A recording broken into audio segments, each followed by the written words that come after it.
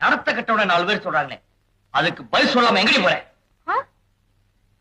தீயில குளிக்கணுமா? தீ குளிக்க நான் தயாரா இல்ல. திரி போட்டு எண்ணெய் போட்டா தாயா விளக்கெரியும், திரிச்சாலே எரியது மனசு மட்டும்தான். நீ நெனப்போட விளையாடுவ, நான் நெருப்போட விளையாடணுமா? 3 மாசம் பிரிஞ்சதுனாலே நடத்த கெட்டவன் என்ன சந்தேகப்படுற நீ?